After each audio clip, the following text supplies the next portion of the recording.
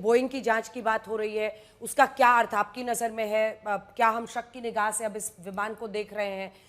अगर multiple factors थे, क्या ये वजह रही कि एटीसी भी अभी बता नहीं पा रहा है? क्योंकि शायद पायलट को भी क्या उतने साफ तरीके से समझ नहीं आया, क्योंकि अगर उन्होंने एटीसी को कन्वे किया होता कुछ स्पेसिफिक, तो एटीसी की तरफ से जानकारी अब तक बाहर बताई गई होती। हाँ, आप सही बोल रही हैं। बेसिकली द सिचुएशन में इसमें आप टाइमिंग की बहुत बड़ी प्रॉब्लम है। दैट मीन्स कि पायलट्स के पास रिएक्शन का टाइम भी बहुत कम है। एंड इसमें क्या होता है कि आप एक मल्टी क्रू कॉकपिट में जहाँ दो पायलट्स हैं, वो जल्दी जल्दी एक्शंस ले रहे होंगे। इस समय जो फोकस रहता है वो लाइफ सेविंग फोकस है, मतलब जान बचानी है, हवाई जहाज़ को किसी तरह से कंट्रोल करके ज़मीन पे लाना है, क्योंकि आप देख रहे हैं कि हवाई जहाज़ जो है नीचे जाए जा रहा है। तो इस समय पे इट इज़ वेरी डिफिकल्ट ये इमेजिन करना कि वो भी अपना टाइम जो है आरटी कॉल में देते और एटीसी को बता रहे होते कि क्या चल रहा है। वो ये सब लोअर प्रायोरिटी पे है। वो immediate priority is to save the lives of passengers by doing whatever is possible. So वो वॉट एवर पॉसिबिलिटी में जो है पायलट्स उसमें फोकस करते हैं।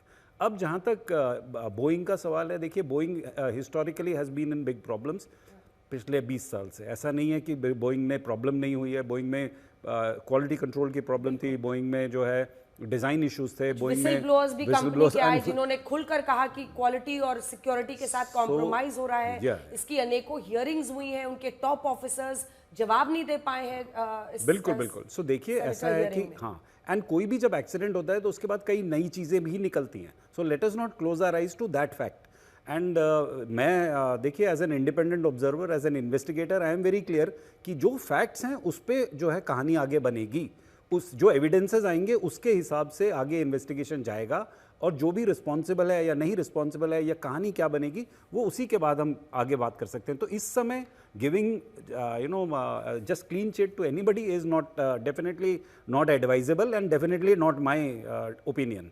तो ठीक है, yes, statistically these aircraft are very safe, इसमें कोई डाउट नहीं है, बट दुनिया में 5000 से ज़्यादा क्रैशेस हो चुके हैं।